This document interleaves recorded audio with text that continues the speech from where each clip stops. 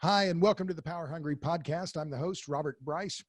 On this podcast, we talk about energy, power, innovation, and politics. But today, somewhat of a detour, although there's politics in business, of course.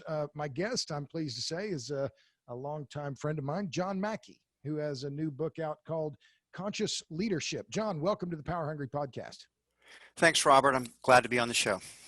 So, John, I didn't tip you off before we started, but my tradition is to have guests introduce themselves. So if you don't mind, give me, assume you've just arrived at a dinner party, a vegan dinner party, and that you have 30 or seconds or a minute to introduce yourself. Go. I usually just say I'm John Mackey. I'm a co-founder, CEO of Whole Foods Market. And that's generally what I say. I mean, I've written some books, Conscious Capitalism, Conscious Leadership, Whole Foods Diet. I've done lots of other things, but I'm usually not one to put myself out there too much. Okay, good. Well, fair enough. Well, let's jump into the book. And I've been reading it the last few days. It's your third book, as you say. What is it? What is the key message here? I'll put the ball in your court. What is the key takeaway that you want people to take from this book? Well, I'm not sure there's one key takeaway because Okay. I think the book has some complexity to it. Three or four. But I mean, I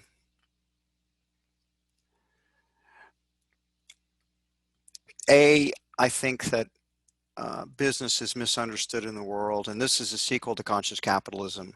When we wrote Conscious Capitalism, we put forth a narrative and a vision about the way business could be and should be, and also the way it's misunderstood. We fundamentally believe capitalism. I believe that capitalism is the greatest thing that humanity's ever created, and it's the chicken that's laid all the eggs, the golden eggs, the goose that's laid the golden eggs, and but it's universally despised. So part of that is to get a different narrative out there. Secondly, increasingly, the type of leadership that we need in the world needs to be a more conscious leadership. It needs to be more evolved. And it's never been clearer than it is right now in the United States. We're so polarized. We're divided into tribal factions. There's hatred, there's mistrust. And we need leaders that can transcend that are able to connect with, to understand and empathize with the different worldviews that are clashing with each other in the United States. We talk about that in the book under cultural intelligence and in the appendix in particular. And I don't see that many conscious leaders. We need them not only in business, but we need them in politics, we need them in government, we need them in education, we need them in military. And so that's part of the message of the book. And thirdly, the book is really about business people are the most part doers. We get shit done. We have long to-do lists. We have appointments that we schedule every day, and we go, go, go, go, go. And that frequently doesn't leave much time for any inner development, for inner growth.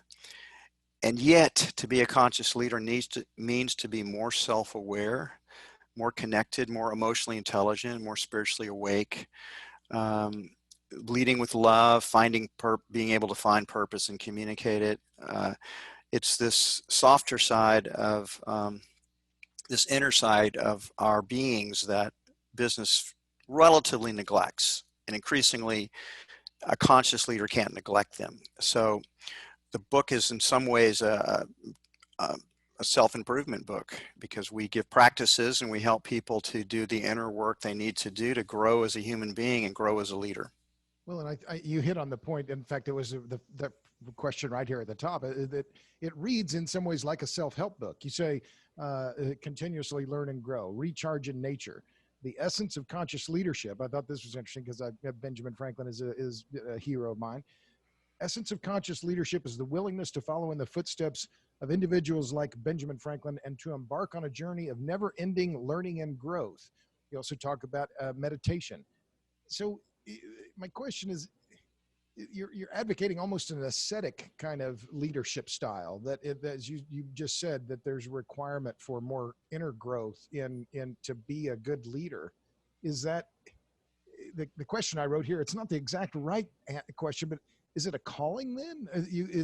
Does the calling of leadership in business or anything else then require a different kind of approach to your life, a deeper a deeper dive? I think it does. I mean, to be honest, the first chapter in the book has put purpose first, and you can't put purpose first if you don't know what it is, and if you don't have a sense of your own purpose in life. And I think we all do have higher callings. I do think that we have this deeper narrative that's written in our consciousness that we can discover and create and expand it as if we will do the inner work required to understand purpose. And purpose is something that comes out of our passions, the things that we care most deeply about. But then again, it's something we also grow and develop over time as you follow a passion. I mean, my first passion was to probably be a center fielder in the major leagues. But Didn't work out. That didn't work out, fortunately for me. I feel I would have made a poor center fielder, a better probably better fortunate business. for baseball. Yeah. Yeah, definitely. But I had a passion for, when I moved into a vegetarian co-op when I was about 22 or 23 years old, and in Austin, around when I was going to the University of Texas, and that it was a food awakening for me. I got interested in all things natural and organic. I learned how to cook. I became the food buyer for the co-op. I started getting interested in business that way, and I became a vegetarian. I transformed my diet. I saw my health improve, my vitality get stronger.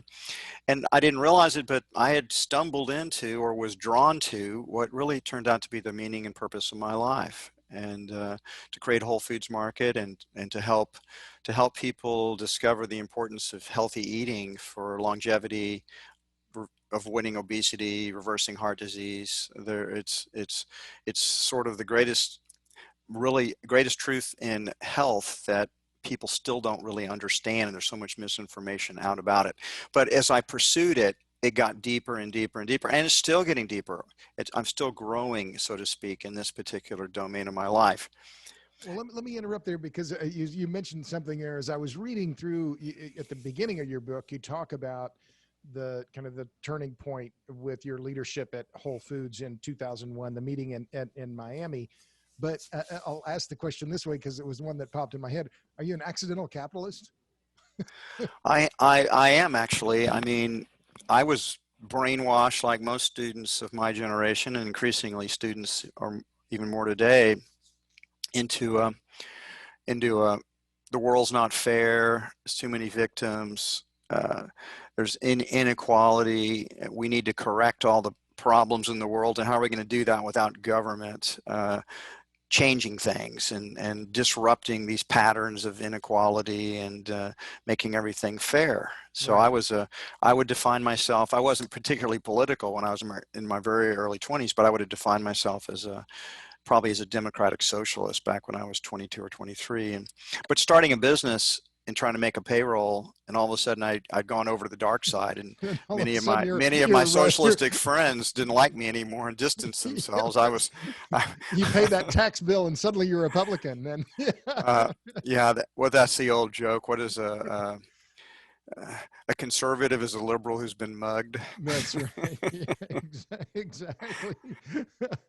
Well, let me touch on some of the themes in the book, because there's one section in which you talk about integrity, which to me is, I mean, it's a really important word and an important concept. And you talk about Jeff Wilke. Tell me who Jeff Wilke is. Tell listeners who Jeff Wilke is and why you used his example as an example of integrity in business leadership.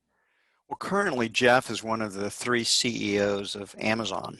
And that's when I first met Jeff, when Amazon acquired Whole Foods Market. And Jeff and I got to be friends. And now he's leaving Amazon. He's retiring from Amazon on December 31st, be his last day. So that's a sad day for me, because I think Jeff represents many of the best things about Amazon that I most admire and respect. And I do think what's his portfolio at Amazon? You said he's one of 3 CEOs. What's his business? All the consumer, everything about consumer part of Amazon reported up through Jeff. So, I mean, AWS did not report up through Jeff. Yeah, there were 3 CEOs, Jeff Bezos, Jeff Wilke, and Andy that runs AWS, Right.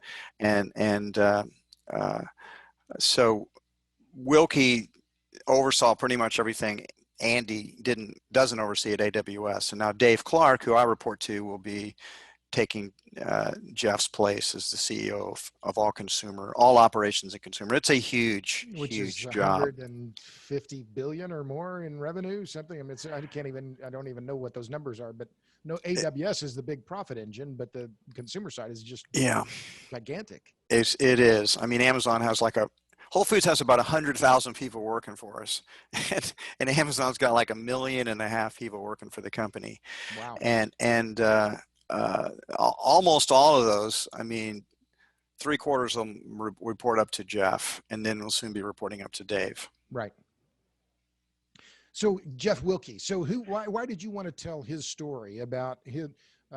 He went to business school. I'll just start it there. But then that he didn't take an ordinary path after he finished. What was that story? Jeff's story is he's kind of got a bit of an engineering background, and when he went and got his MBA, but instead of doing what most MBA graduates do, which is go to work for Goldman Sachs or an investment bank, or going to work for McKinsey or Accenture. Those are the two paths that hire most folks. He certainly did not start out at Amazon, which was just a startup at that point.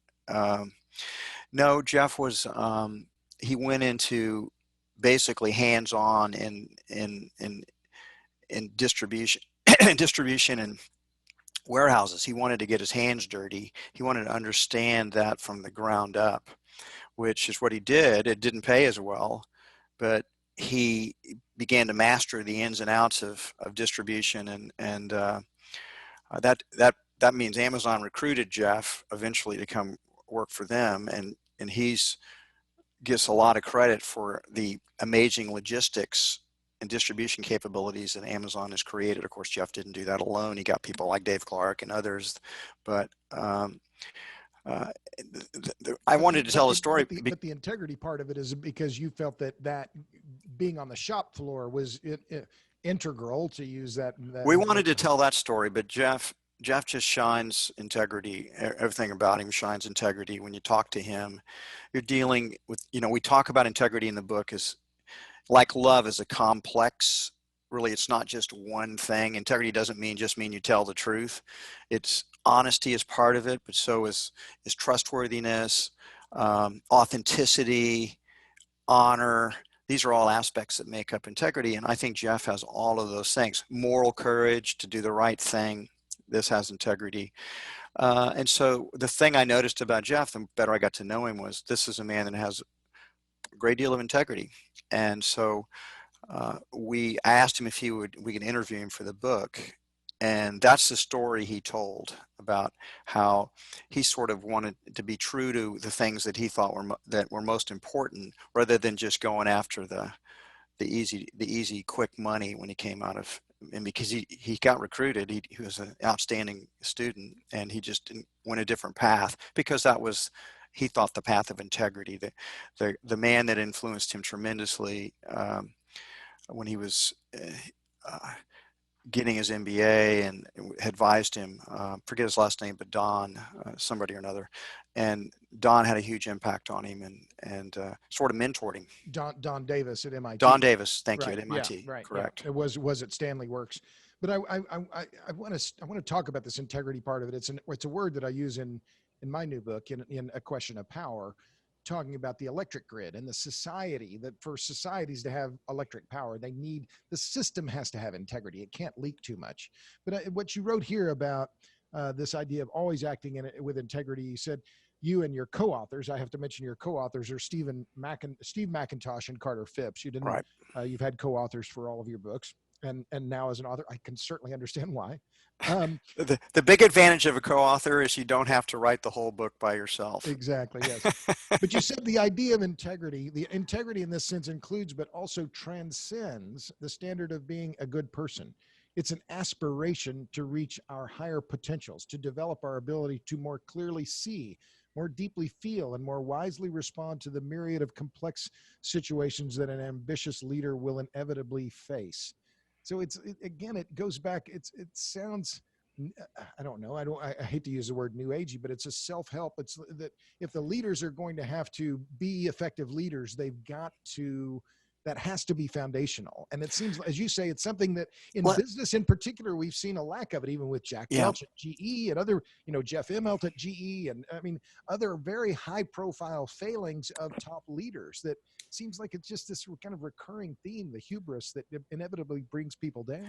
It's not just in business. I mean, we see Oh those yeah. failings in politics, and we see it everywhere, right? In the military, sure. Yeah, exactly. So I think one way we just talk about, you want to talk about integrity, let's just talk about it a little bit. So Sure. integrity, it's not that common, at least the way we want to define it. It's not extraordinarily rare, but it's not very common either. And just think about when you start out with small children, because you're a dad and you have small children. I mean, small children, they learn to lie about as soon as they learn how to talk, because Because they want another piece of candy. that's right, because they don't want to get in trouble and they want what Yeah. they want. And they study their parents, and they magical wishful thinking thinks they can get away with stuff if they're good liars. And so that comes first early in life. We don't start out as truth tellers. We start out as liars. To become fundamentally a person who tells the truth, that requires a certain amount of evolution. And honestly, most people are liars, Robert. I mean, they just tell little lies all the time. They just people's respect for telling it. Or sometimes big ones about the Ex- electoral college or votes ex- or and they tell them over and over and uh, over and people believe them. exactly. So that's the first one, is we have to teach ourselves to have a fidelity to the truth, to be honest. And that is something that you have to work at, because even just, you're telling a story and it's just sort of natural to embellish the story, make some things up because it makes the story better. Sure. It's a slippery slope. Um, and, uh, and so that's one aspect of it, just truth telling and being honest. But let's talk about the one that is where most people fail, is moral courage. It's particularly evident in today's society where we have a cancel culture. The whole idea of the First Amendment is kind of under attack in the United States, because you shouldn't say things that might hurt people's feelings. You shouldn't say things that others might object to or might find offensive or they might be sensitive to. And there's a tendency to label things people disagree with as that's racism, that's hate speech, that's insensitive, and then there's the attempt to not let people speak any longer because someone's, So it's the courage. It's the courage to not be quiet. it's the courage. That's one aspect of moral courage. One is to be able to speak your truth, and it's increasingly difficult to do that. I pick and choose my moral courage things on telling the truth. I don't do it honestly casually in most podcasts, simply because headlines can blow up taken out of context. So this one's okay because my voice is being recorded and my full context is being told. Talking to a journalist who's going to write things down I just don't do it anymore, because they have no respect to create any context for what you're saying. They just rip things out of context. So I've learned to shun print journalists. So it takes a lot of moral courage, not only to tell the truth, but to do the right thing.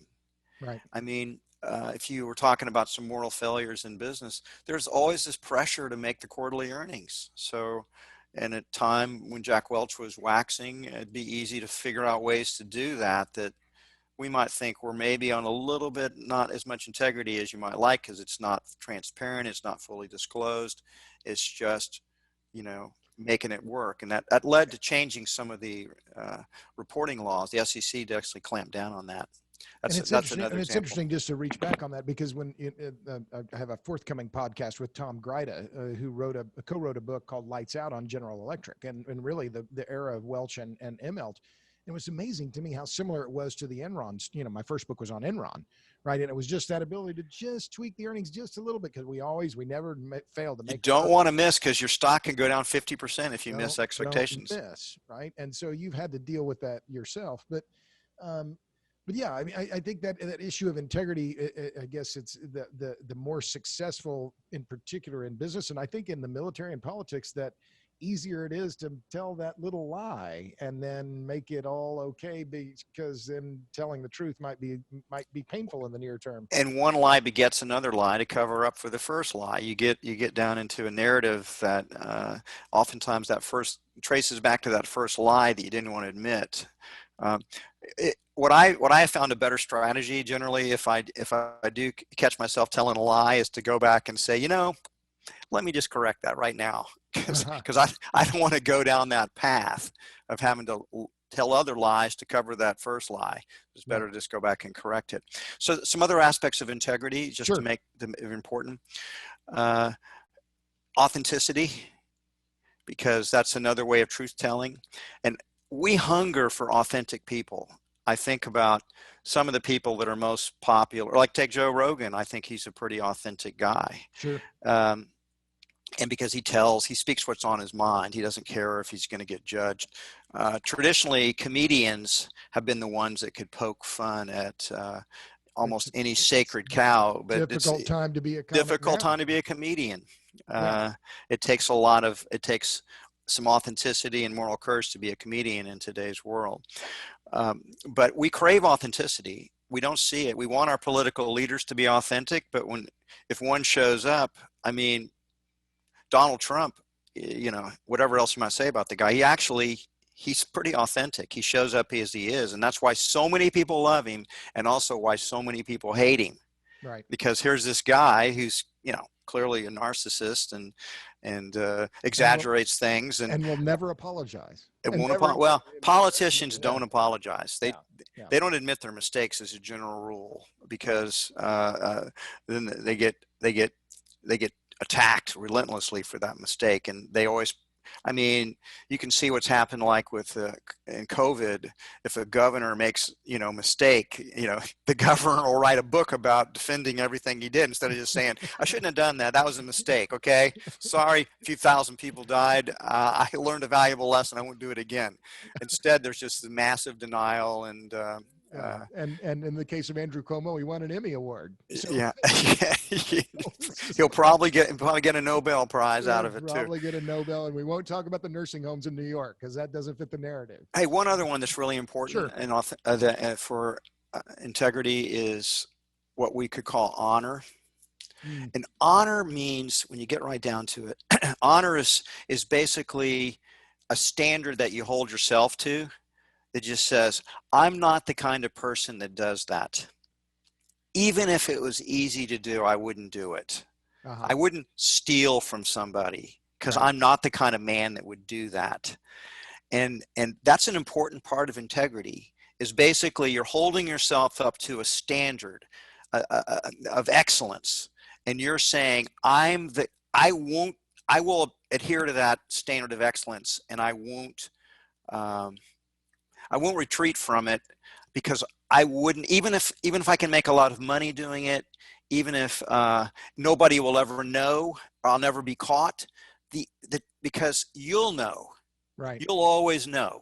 Yeah. And you're just not the kind of person that would do something like that, even if you could get away with it, because you have honor, and that's what people with honor do.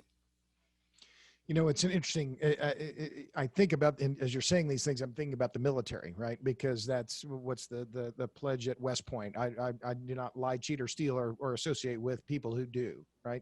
And there was another part of leadership that occurred to me when I was reading through Conscious Leadership. And again, my guest is John Mackey. He's the co-author of Conscious Leadership, which came out September, right? It came out September 15th. Right. The co-authors are Steve McIntosh and Carter Phipps.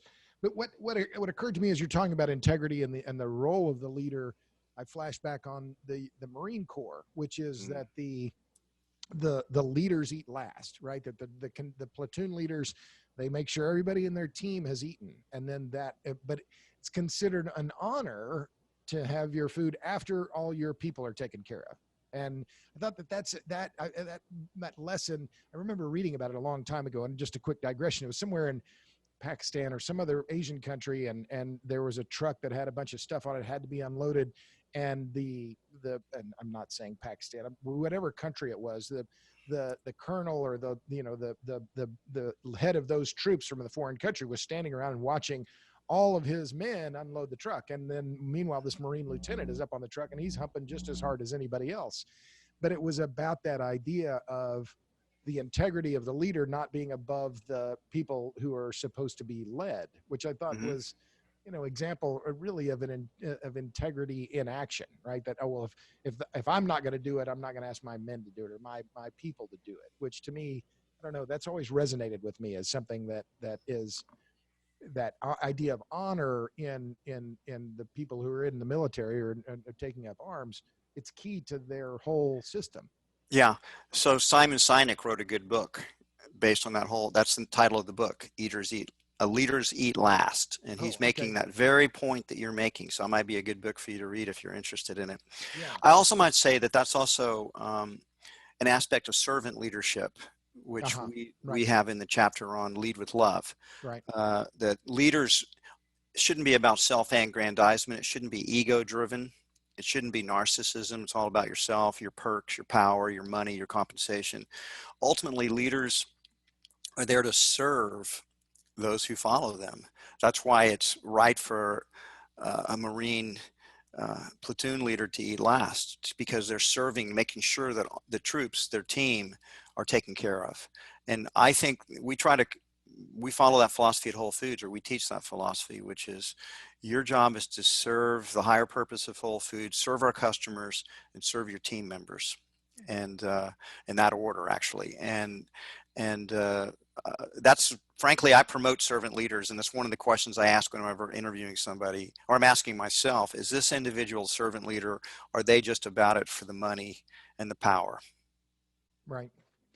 So let me shift gears a little bit here, and we preface this, and I know since Whole Foods was sold to Amazon, and we talked about it just a bit before we started recording, but this idea of that winners take all, and if I were going to be combative here, I'd say, well, you selling to Amazon is an example of winner take all. That here's a massive company that has driven a whole lot of retail businesses out of business, and yet this is that transaction is another example of gigantism and the move toward gigantic corporations. But before we started talking, you said, well, you can answer that. So how do you answer that?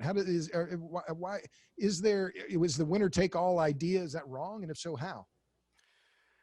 Well, it is wrong because it's always based on a snapshot in a particular period or point in time, and it lacks historical context, and it lacks a real understanding of innovation and how disruptive it is. So if I think back in just my own lifetime, when I was a little boy, the argument used to be General Motors was a monopoly, and they were taking everything, and they had to be stopped by being broken up. That it turned out that all you needed with General Motors is to open up the American economy to some competition from Japan and Korea and change the game in Europe. And all of a sudden the General Motors, I mean, they went bankrupt, for God's sake. Here was a winner take all that looked like it was going to dominate for the next 1,000 years in automobiles. Now it's struggling to stay relevant. I mean, with Tesla and electrification movement here, your area. But then I went from General Motors, and then I heard everything about IBM. IBM is going to completely control, winner take all. IBM, they got the Apple, Apple II, they got the personal computer, and they're going to dominate this, and they're going to dominate all aspects of computers, and it's unfair, and we got to break them up, and they're going to get too powerful and rich. And so then the next thing I heard was, Microsoft. Nobody can compete with Microsoft. And the litigation over Microsoft and the browser went on for 20 years and kind of ended in a stalemate. Well, it ended with Google coming along. That's right. So, and one of the other things that's important to realize is that there are remarkable individuals who are highly creative, and they're in the right place at the right time. Certain giant individuals that we think about historically, people like John Rockefeller or Andrew Carnegie, or today you've got Jeff Bezos and you've got Bill Gates, and Steve Jobs was in that category. You know what happens to those people? They get old and they die. That's the reality. And the visionary leadership, sometimes it just burns out. It gets old. Sometimes it just gets interested in other things. I mean, like look how what happened to Microsoft when Bill Gates got out of it. And now they've got strong leadership again in there, but they went into a strong period of time where they went from the largest corporation to sort of, fell to number 5 or 6. The Office and Windows was always going to throw off a lot of cash flow for them until it was disrupted, and that still hasn't really fully happened yet, but it will. And as a result, there are always new people that come up, new entrepreneurs come up and disrupt the market leaders. It's not a static situation. So right now, so winner take all is a myth. It's a myth over the long term. In the short term, somebody's winning, and we shake our fist at the winners and say it's unfair. Winners taking all, and we project it out in the future that Jeff Bezos is never going to get old and eventually die. Of course he is, and Amazon will no longer have his visionary leadership, and other entrepreneurs come along and disrupt. Let's think of some good examples. Like Elon Musk is disrupting the automobile industry right now. Right. Google disrupted search, but Google itself will be disrupted. This is the nature of capitalism. It's dynamic. And so the winner take all is temporary, and the fortunes get squandered as those people die, and they pass it on to the next generations. They might put trust and things like that, but the people that follow them generally don't have the same drive, the same ambition, the same vision. And eventually that money gets pissed away. And that's what happens over the long term. So you're the only one who I've met or knows who's met Bezos. Why has he been so phenomenally successful? I mean, I think Jeff is an extraordinarily brilliant guy. He's very intelligent, very smart. He's very visionary. Jeff is very bold. He's very aggressive. He's a big dreamer. He doesn't think. Other people would say, well, we can't do that. That's impossible. And Jeff doesn't see it that way. He always thinks there's a way to invent or innovate around a situation. I've seen this happen many times since the merger, where I think, well, that's a dead end. And Jeff says, let's innovate around that. And more often than not, Amazon figures out a way to innovate around it. And that merger was how many years ago was that now? We're over 3 years ago now. We finished we announced it in June of 2017 and completed it in August 28th. So it's been not quite 3.5 years. Any regrets? It was the right decision to make at the time, considering all the circumstances. In fact, I've asked myself many times, if you could go back, would you have chosen a different path? And I think ultimately, as I talk about in-conscious leadership, it was a win-win-win solution to the challenges that Whole Foods Market faced. And Amazon's made Whole Foods a better company in many ways. They've taught us many things. Obviously, their technology is a upgrade for us. And I mean, whenever you make decisions in life, there's going to be pluses and minuses. If you're asking me, are there any minuses? Well, yeah, there's some minuses, but hey, getting married, I'm very happily married, but there's some minuses in that too. Sure. But, sure. Overall, I would do it. My marriage is perfect, by the way. So I would. Well, I made a mistake. I made a mistake once on some podcast or some interview. I said, it's like marriage, and I'm married. I'm happily married. I've been married for 30 years. I love about 99% of everything about my wife, and 1% bugs me. I got home and she says, "What's the 1%?" And I said, "You focusing on the 1%." That's funny. Well, so let's talk about capitalism then, and in particular, We've talked about antitrust. What do you think of the government's move against Facebook and Google, the antitrust efforts now that the government has launched? Is this just another example of Microsoft, the government trying to go after Microsoft or a similar thing? Will it succeed? And if what's your view on that antitrust effort? Well, antitrust, there's many motivations for it. And the political motivation for it is that you have aggrieved competitors that believe they're being, that the company that's beating them is cheating in some way, and that the government needs to step in and stop that cheating from going on and make it a more level playing field. So you have aggrieved competitors on the one hand. In general, disruption and innovation will, all those companies, as I've already pointed out, will eventually, they'll fail eventually. That's the long-term trajectory. They'll die because they lose their innovation, they lose their vision, they get people take over that are mostly just trying to figure out how to make quarterly earnings, and they begin to lose their way. However, most people aren't patient enough to wait 20 or 30 years for those new innovations to disrupt it, and they don't want to wait until the visionaries get old and sick and die. They want to do it faster than that. And a populist politician can feed on those grievances of And whatever all kind. politicians are populists in one sense or another, meaning they need enemies, they need bad guys, that and they need to be on television. They need to make people scared, and evil corporations is an easy attack point to say these people are greedy and selfish. There's another factor that's often left out that drives it, and that is that politicians, they need to get reelected. Right. And part of it is making people think they're doing some positive things to make the world a better place. It's also getting campaign donations from really rich corporations. It's a bit of extortion, a bit of you better pay me off or else I'm going to go after you kind of thing. Right. So it's a complex, and I'm not saying anything particular about what's going on right now. Fair enough.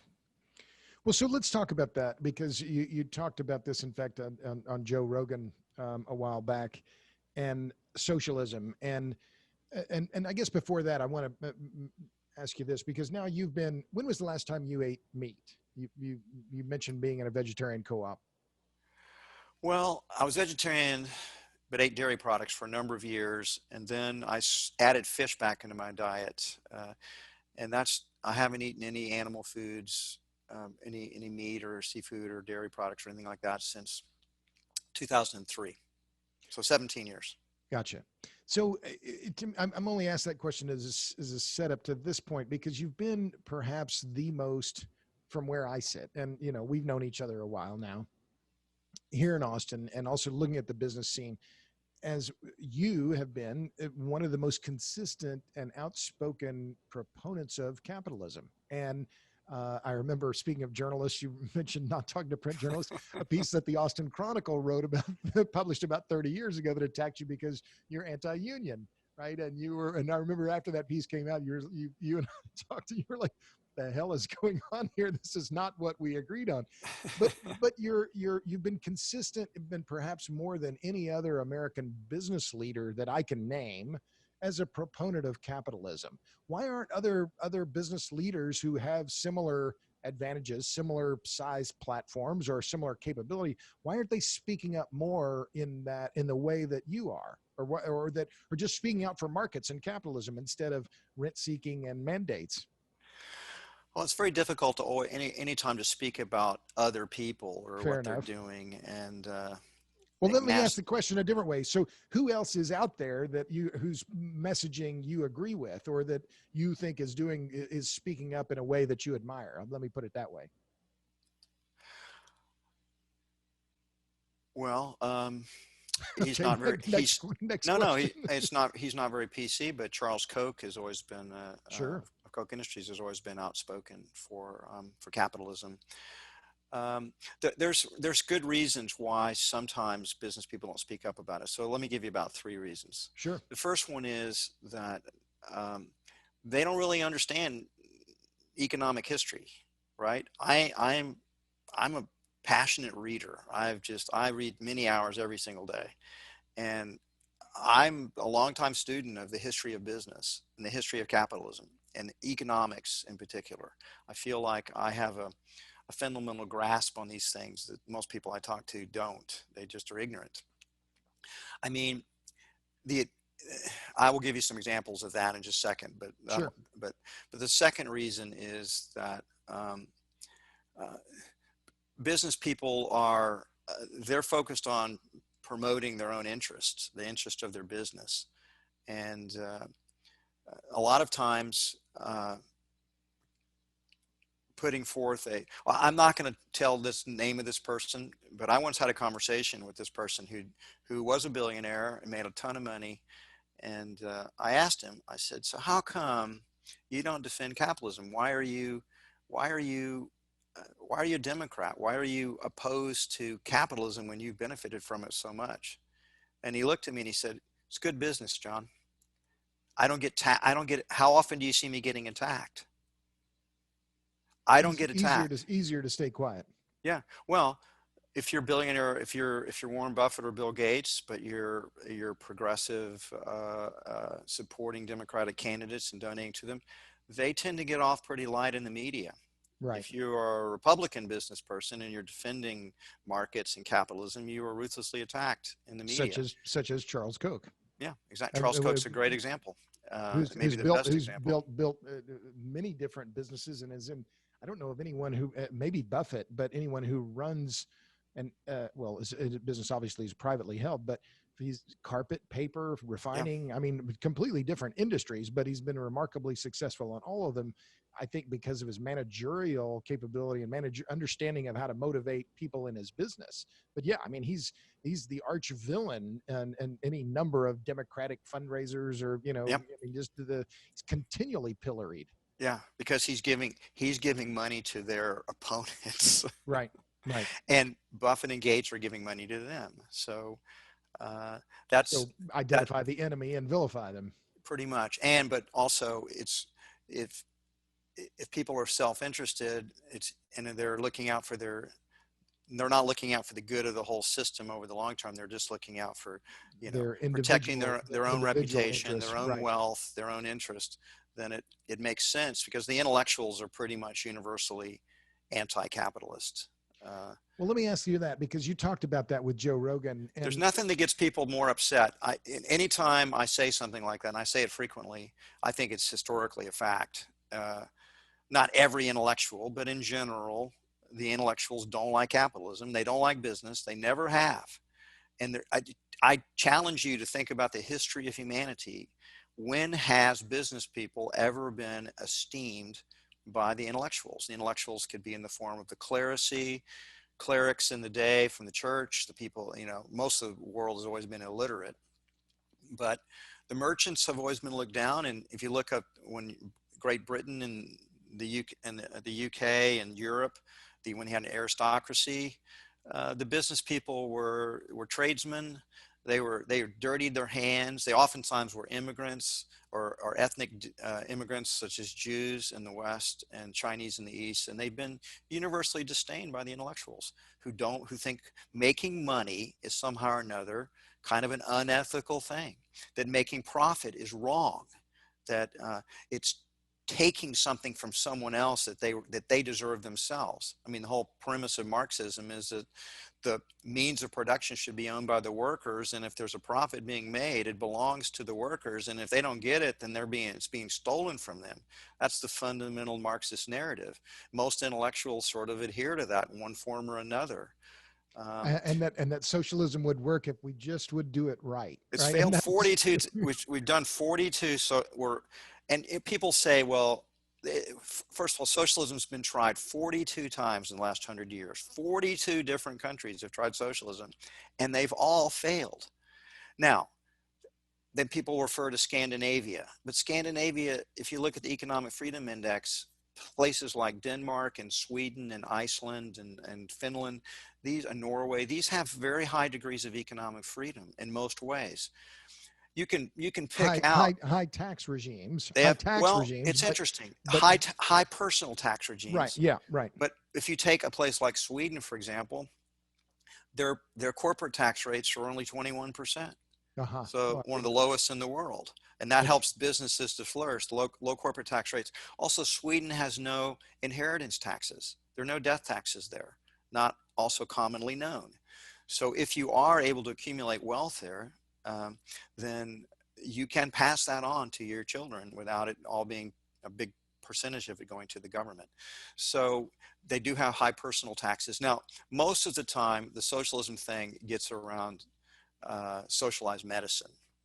So, so it's always a matter of degree. Like it's like the United States doesn't have socialized medicine, but we do not have free market healthcare either. It is the it is the most highly regulated part of our economy, yeah. and the only one that approaches it is education, K through 12, which is also highly regulated.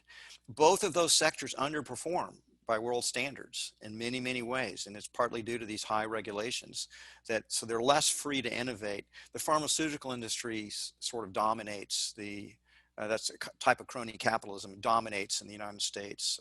Almost all the doctor continuing education programs are involved, junkets, playing golf, being hosted by pharmaceutical companies to get continuing credits, and where they learn about the latest new drugs. That's what medical schools teach.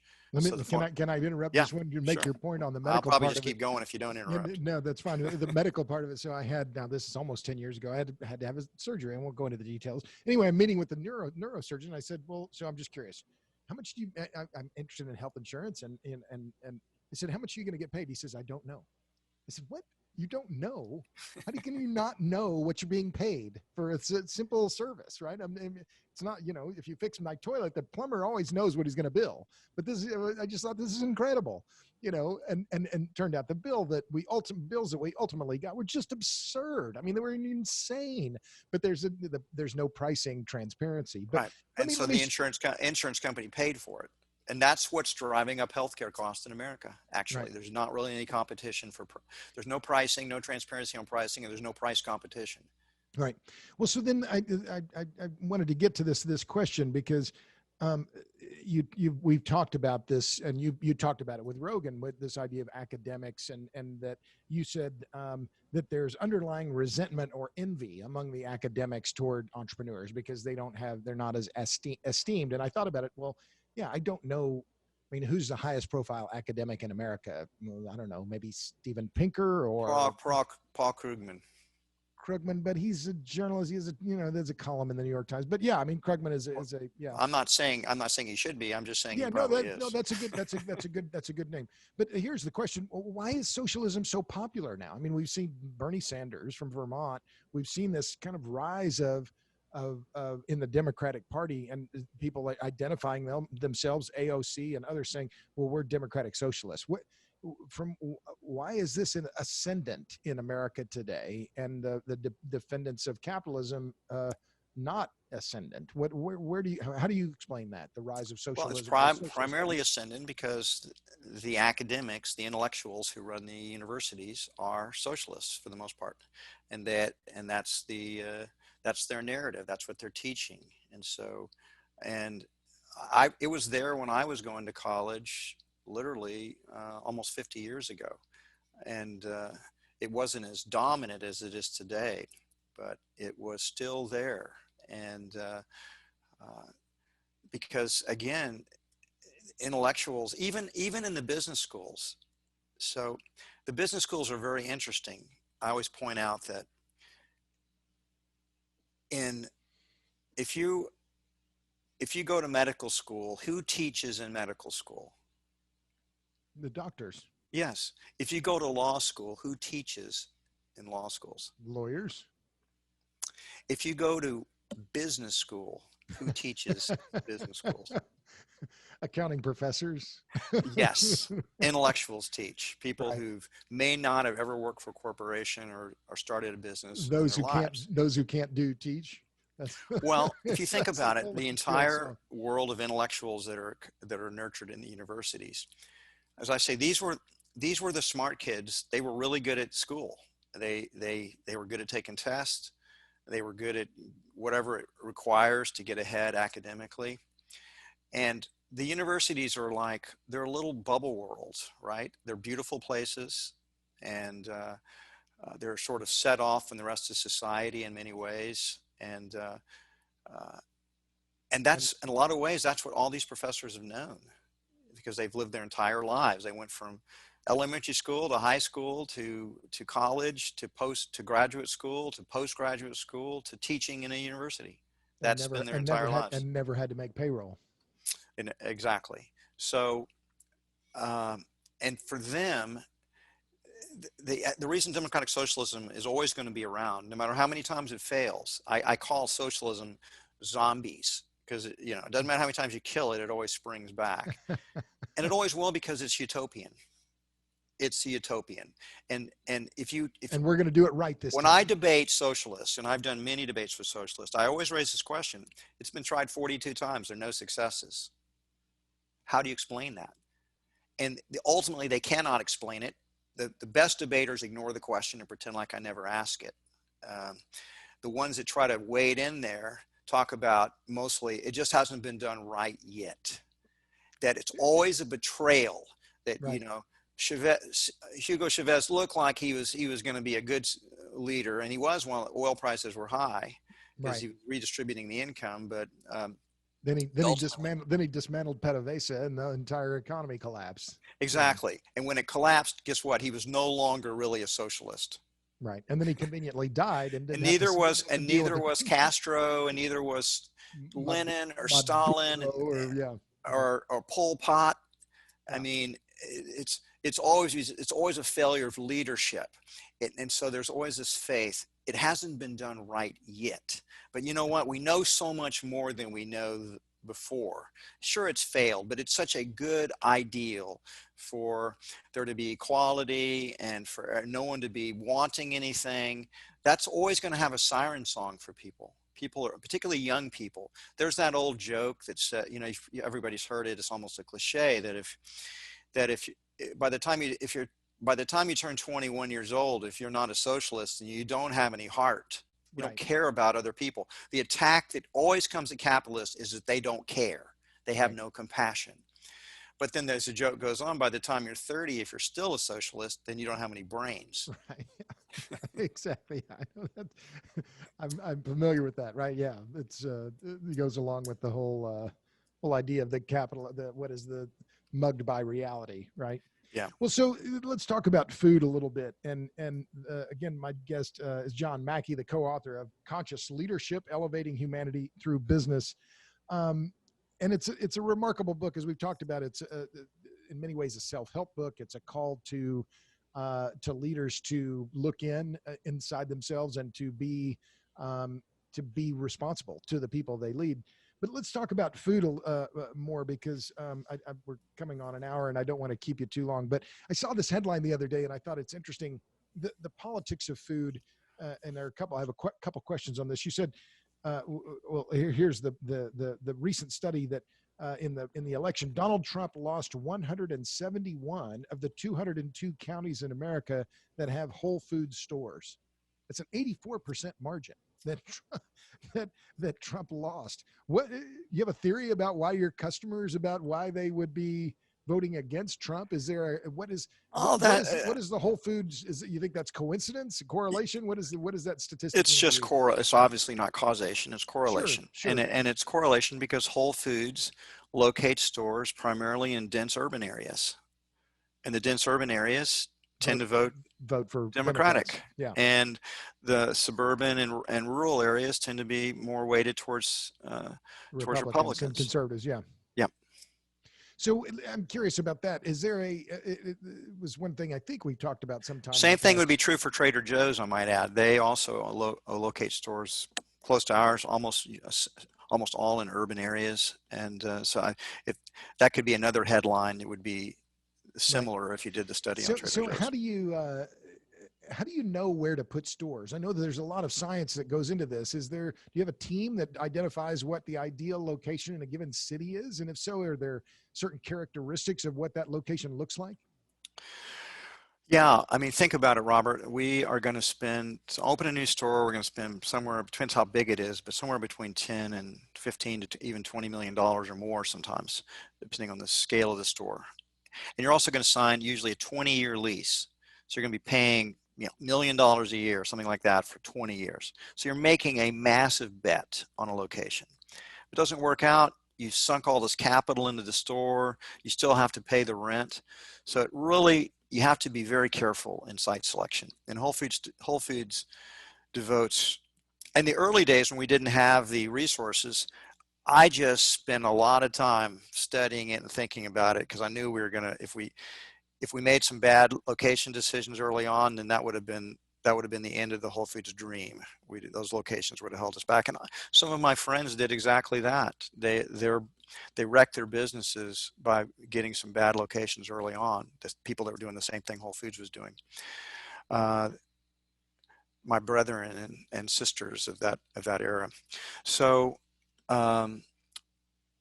I was very careful, and then as we just got smarter over time, we began to devote more resources to it. We have a whole real estate team that we do site analysis. We go in and we look at every competitor. We look at things like the demographics, what's the population density, how many have college degrees, what's the average income, we do psychographic analysis. Are these going to be immediate acceptors or early adopters, or are they going to be a long-term sale? We look at the ethnic components of it as well. I won't go into those details because that'll get headlines for sure. We look at if they're family life, or are they younger? There's lots of different demographic, psychographic factors we look at. The one I personally pay the most attention to is the density of college graduates as just sort of an easy proxy. It's a lot more complicated than that. And the higher the concentration of college graduates, the more customers you're likely to have. For Whole Foods has always been a niche. We're $20 billion a year company now, but most Americans never shop at a Whole Foods. And we have people say nasty things about us because we're selling the highest quality food we can, and oftentimes the food's higher quality is more expensive, and sure. And that just generates. And we also sell a lot of stuff to affluent people, yuppies, well-educated people, and so we get attacked a lot by people that I'm always amazed how many people dislike Whole Foods. It's kind of like we have raving fans, and then we have a lot of people that just really hate us. And I'm thinking, why do you hate us? Because we haven't done anything evil or bad here, but they hate us because you don't have we're like a club. We're a club that they don't think they can belong to, or that they don't belong to. It's a club they don't want to belong to, or shouldn't belong to, right? Yeah, Well, exactly. Since you mentioned your competitors, and we both live here in Austin, and what do you think of HEB, the supermarket chain here in Texas? What do you think of that company? HEB is the best competitor Whole Foods competes against anywhere. That's what I think about them. They're the best. I'd rather compete against Walmart than HEB. I'd rather compete against Trader Joe's than HEB. I'd rather compete against Publix, Kroger, Safeway, Albertsons. The only one we compete with that's maybe a worthy rival of HEB would be Wegmans, and on the East Coast. But HEB, they're really good. They've learned a lot from Whole Foods, and we've learned a lot from them. I think both companies have made the other company better. There was a really interesting piece in Texas Monthly. Gosh, it was the beginning of the lockdown in Texas Monthly on HEB, and how they're training for hurricanes and preparing for hurricane events and restocking their stores set them up well for the pandemic. And it was a really interesting story. I read that article about the logistics, and I thought that was because I go into HEB and I'm continually amazed by just how good they are. I'm going to forgive you for that. Sorry, sin this one time, but okay. Thank you, Father, for forgiving me. That's like going to your wife and saying you're sleeping with somebody else, but don't focus on the 1%. Exactly, don't focus on the 1%. Well, so I'm going to bring up just a couple last things here with John. So, food is political, right? And the ideas around food and it's become political. Okay, well, fair enough. Everything's being politicized now in our society. Fair enough, but you've advocated for veganism now for a long time. Been a vegetarian and a vegan now for a very long time. And I remember this is a while back. We were, I think, having dinner, and we were talking about something. And we have a mutual friend, Jimmy McWilliams, who's a well-known vegetarian. And you said something that stuck to me that that you said that when we look back in the future, when people look back at this time, they'll be horrified at how we treated animals, Mm-hmm. and confined animal feeding operations. You're high profile, but you haven't been a big critic of our meat eating habits. Where do you stand on animal rights? Or am I going to put you on the spot here? I think it's a little bit like religion. I think it's personal matter. And uh, so I am an ethical vegan. I became a vegan for ethical reasons, not to want to harm animals. And I've tried to work at Whole Foods to lessen to our animal welfare rating program we developed. Definitely, I push really hard for that to lessen animal pain and suffering. Um, but I do think what we are doing to animals today is people don't want to see it because they're complicit in it. Um, People won't like this analogy because but if you look back if you study the history of slavery, you can see how that uh, the amount of confirmation bias and denial that was going on in the southern states in the day, the rationalizations they were doing in terms of, well, this is a win-win, we're benefiting them as well, because we're We civilizing them, take we've care of given them. them Christianity, we're civilizing them, we're taking care of them because they couldn't take care of themselves, and all kinds of horrible rationalizations to where they increasingly they had to secede from they wanted to secede from the United States when Abraham Lincoln got elected, because they were so part of its guilt and denial, and but they weren't prepared to give it up.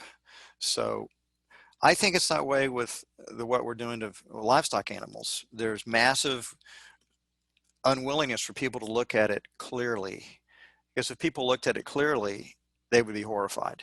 They don't look at it clearly because they don't want to change their habits. They enjoy eating meat. They think it's good for them, and they're not going to change. And so they don't want to encounter viewpoints that differ from that. They don't want to look at it clearly because they don't want to change. And so for many people can ignore it, and others deliberately become hostile. I don't even identify as a vegan because that triggers so many people. Right. I identify as a plant-based person, and I prefer to eat plants because I do think it's an individual decision. And uh, I'm not going to go out there and proselytize for my spiritual beliefs. I'm not proselytizing for my political beliefs. I'm not going to proselytize for my dietary beliefs in terms of trying to compel people to live or make the same choices I make. So I think it's an individual choice thing. That upsets Sure. many of my more radical vegan friends who see me as, that makes me complicit since I'm not devoting Not my life not to not ending. not not vocal enough like Yeah, them. it's Right. like if you were living in the North, and you could be against slavery without being an abolitionist, right? Right. Fair The enough. abolitionists were the ones out proselytizing, and I'm not an I'd like to think I would have been an abolitionist back then, but I might not have been. I might have just been somebody that was opposed to slavery, but wasn't going to devote my life to it, Sure. ending So, it. so just the last few things. Tell me about Whole Planet Foundation. We have a mutual friend, Philip Sansoni, who works there. Why is that effort? What is it, and why is it important to you? The Whole Planet Foundation is an amazing institution, and Philip deserves great credit for what he's accomplished with it. I'm going to tell you this origins of what it is it's a foundation that Whole Foods Market had created that makes microcredit loans to poor entrepreneurs all around the world. And we're now in 77 countries, and we've helped over 5 million people. We've made almost 1 million loans, and it's 89% to women, and 92% of those loans have been repaid, although there's no contract, there's no guarantees, there's no collateral. So I read Muhammad Yunus's book Banker to the Poor about 16 or 17 years ago, and I was very inspired by it. I thought this will really help end poverty. And so I contacted Muhammad Yunus through a mutual friend. He and I met, and I said, I want to do something like this at Whole Foods. So we started working. Initially, we worked exclusively with the Grameen Bank, which Eunice started. Right. And but we found it very difficult to import Bangladeshis. Like we started out in our first country was Costa Rica. You couldn't get them in there. They were seen as undesirable, so we couldn't import the Bangladeshi talents. So what we ended up doing was spending a lot of time finding other locally based micro finance organizations that were doing the same thing that Grameen was doing, sort of vetting them and checking them out, and then slowly beginning to work with them. And that proved to be a very sustainable strategy. So it's amazing what this thing has done. I've already mentioned some of the accomplishments, but I've toured it, and the difference it makes in these people's lives is incredible, because you're not giving people a handout. You're actually helping people. And you know, the story about Muhammad Yunus is pretty interesting, how he came up with this idea, because he met this woman in Bangladesh who was basically almost a slave, because a slave to money lenders. They would lend her a little bit of money, and then they charge her such high interest on that money, and she had to pay it back every day, that they pretty much took everything she could make in a day, except for the very little she needed to eat to get up the next day. So she was trapped. And Eunice asked her, what do you need to be free? What do you need to be free of this trap? And it turned out it was about $1. $1 would free her from this. So he just reached into his pocket and gave her $1. And then he thought, you know what, we could break this cycle of slavery to these money lenders if we started a bank that just did this regularly and made these microcredit loans. And then they get repaid and they get recycled. So that's what Whole Planet is about. And it's about ending poverty by making microcredit loans to poor entrepreneurs. And you know what? We're now in 17 cities in the United States as well. So this is not just an international thing. Well, so we talked before we started recording about a call to action. And of course, you like people to read your new book, Conscious Leadership and Conscious Capitalism. But if they wanted to contribute to Whole Planet Foundation, how would they do that? It's really easy. You just go to www.wholeplanetfoundation.org. You can donate, and Whole Foods pays 100% of all administrative costs. So every dollar somebody donates to that foundation will go to actually making the loans. None of it goes to overhead, zero. So it scratches your itch both on the entrepreneurial side and on the intellectual side. Is that fair? I mean, this is something that you... Oh yeah, both. And it scratches a third itch, which is, I'm a do-gooder, Robert. That's fundamentally who I am. And Buckminster Fuller, I'm going to paraphrase him, but he once said something that really inspired me. And so I'm just not exactly what he said, I'm paraphrasing it. But he said, my job is to discover how much good one human being can do in a lifetime. And that's what motivates you. Pretty much. How much good can I do in the world? And of course, I think capitalism is the greatest. One reason I support capitalism is so strong and wrote Conscious Capitalism and started Conscious Capitalism Organization is I think capitalism has done the most good of anything else in the world. But it could be done better. There are greedy, selfish people in capitalism, and conscious capitalism and conscious leadership is somewhat an ethical reform of the way we think about business. It's trying to change the narrative, but it's also trying to change the way we do business. Well, so let me follow on that, because you kind of beat me to the punch on one of the questions I was going to ask about what your motivation is or what your end game is. But how do you then gauge that success? You say, how much good can I do in my lifetime? How do you gauge that? What's the metric? I mean, I don't necessarily know if I have a metric that is it just to keep doing it, just to keep going? Yeah, are you asking me why I'm doing it, or how do I measure it? I think you already answered that. I think you said the why is that you want to do as much good as you can. But is there a way that you can measure how successful you're being at it? None of us know exactly how much impact we have in the world. Sure. And the reason we don't know about it is it's like throwing a stone into a pool of water, and all these ripples come out. We don't see the ripples that come out from us. We don't see all the people's lives that we touch. We don't see how touching someone and they touch somebody else. I mean, you're an author, Robert. Every author would like to know, is their book making any difference? You're kind of when you write a book, you're throwing a stone into the pool of water. Yeah. And you know you're influencing some people, but you never really see the full extent of it, right? So the whole Planet Foundation is changing people's lives for the better. We can see that, but you can't measure it in any absolute sense. Same thing with conscious capitalism. I mean, you know, that book's now it's been translated into 13 languages, and we have set up conscious capitalism chapters all around America and all around the world. And now, obviously, I've contributed to that. I've contributed a lot of money to it, my time, my energy. I've written a couple of books to support it. But it's not just me. It's literally thousands and thousands of other people that are joined up that this resonates with them. So Well, that's the metric. That gives you some feedback then that says you're doing as well as you can. Then I guess that's one reason the first chapter in Conscious Leadership is put purpose first.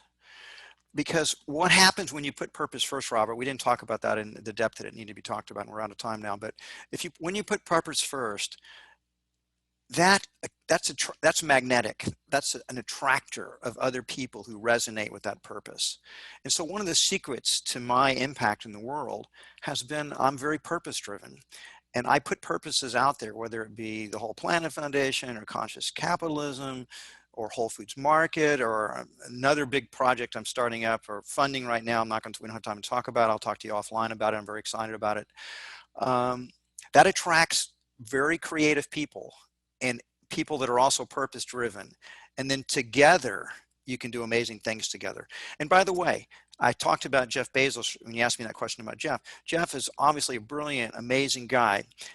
But Amazon's success has been part of it's because Jeff's been able to attract amazing creative people like a Jeff Wilke, like a Dave Clark, like many, many, many other people that are attracted to his passion, attracted to his sense of purpose, attracted to his vision. And together, they create amazing things. Last two things. So what are you reading now? I'm reading your book right now. Okay, well, that's good. I'm glad you're doing that. That's good. Question of Power. You but get let me, your favorite but books you know, first? But you know what? Let me just open up my Kindle. I read everything on Kindle, and I always am working on like 6 or 7 books at a time, kind of what I'm in the mood for today. So A Question of Power is the first one that came up because that's what I was reading today but let's see, looking at my library. I'm reading a kind of a self-development book by Ryan Holiday called Stillness is the Key. So that's what I'm reading. I'm reading, Colin Campbell just came out with a new book called The Future of Nutrition, An Insider's Look at the Science. So I'm reading that one. I'm reading I'm reading The Evolution of Everything by Matt Ridley. You know, it's one of those books I started and loved, and it got buried. Then I forgot about it. And then I was looking through, I was like, oh my God, I love this book. Why did I ever stop reading it in the first place? Ridley's amazing. He was on the podcast. And here's a timely book that it was written a long time ago, or, you know, in our lifetimes, but in an early part of my lifetime. The Origins of Totalitarianism by Hannah Arendt. I never did read that book. Yeah. And it's very important book to read right now when we see what's happening in America right now. That's enough. That's enough. You've done well there. Okay, so last question, and I promise this is the last. So we've talked around this idea, but what gives you hope? I mean, you sort of asked that question like hope is sort of something that wouldn't be common. What gives me hope is the endless creativity of humanity. We have a limitless creativity. And I never got back to the fact that one reason I think capitalism is the greatest thing that's ever existed is because how far humanity's come in just the last 200 years. It's simply astounding. If you go back 200 years ago, 94% of every human being alive on the planet lived on less than $2 a day. Think about that, $2 a day.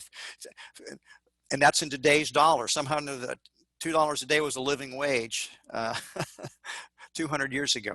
The average lifespan was only 30. Now across the planet, 72.6. By the way, the average only about 8 to 9% of the population of the world lives on less than $2 a day today. So we've made great progress there. Longevity's tremendously increased. Health outcomes are better in almost every aspect. Illiteracy rates were 88% 200 years ago. 88% of everyone alive couldn't read. 88%. Now we're down to like 12%. So in my lifetime, I've seen tremendous innovations that, hey, Robert, when I was a kid, a bunch of my friends got polio. Okay, polio. They got little shrunken legs. Their backs are all curved, and that's something that's in our past. It's not there anymore due to the polio vaccination. You don't even hear that word really anymore. No, because it's been pretty much eliminated. It's still minor little outbreaks of polio in certain small areas of the world, but for the most part, it's been pretty much eliminated. When I was a kid, or even just looking back 20 years ago, Google was really just getting started. There was no Airbnb, no Tesla, no Uber. Amazon was a tiny company. Nobody had a smartphone. Can you imagine? Everybody in the world's addicted. Everybody in the United States is addicted to smartphones, and nobody had one 20 years ago. Right. Yeah. So the world has changed so much. That's what gives me hope. Is we are, and youth doesn't yet know what it can't do. So it tends to be utopian and hopelessly idealistic. It's at maximum danger at that point, but also they're at maximum creativity at that point as well. So humanity's it doesn't go in a straight line. We go up, we take 5 steps forward and 1 step back. I'd say we've taken a step back in 2020. And so people think, again, we don't have historical context for most of our beliefs. So it's like, oh my God, what do you hope for? And it's like, I'm just knowing the long term, it's all going to work out, because it always does. Provided we can avoid some apocalyptic thing, and I mean like nuclear war, EPM that knocks out the electrical grid across the United States, and so 90% of the people die in a year. There's some apocalyptic things that could happen, but assuming we avoid those, there's not even every reason to hope. There's every reason to believe and know that humanity will continue to make its upward climb towards higher consciousness. Steven Pinker wrote and showed how violence is down. In fact, the most important book, I'll just end it with this. The most important book, in my opinion, that's been written so far in the 21st century is Steven Pinker's book, Enlightenment Now, because he just so systematically documents how much better the world is today than it was in the past. And that should be mandatory reading in every university or a high school. We should just make that a required book to read, because everybody's so pessimistic, so full of fear. And yet it's so ridiculous, because things have never been better. They were never better than before this pandemic started. And once we get past this pandemic, we will begin our upward climb, or continue our upward climb. So that's what gives me hope. It's a long answer. It's a long answer, but a good one. Well, John, it's been a pleasure to catch up with you. We've gone over an hour, so I'm gonna stop here. But again, thanks to my guest, John Mackey. You can buy his new book, Conscious Leadership. You can contribute to the Whole Planet Foundation at wholeplanet.org. Wholeplanetfoundation.org. Wholeplanetfoundation.org. And I'm sure you can find John's books on Amazon and many other fine book outlets. So thanks to all of you out there. Thanks again, John, for joining me, and join us on the next episode of the Power Hungry Podcast.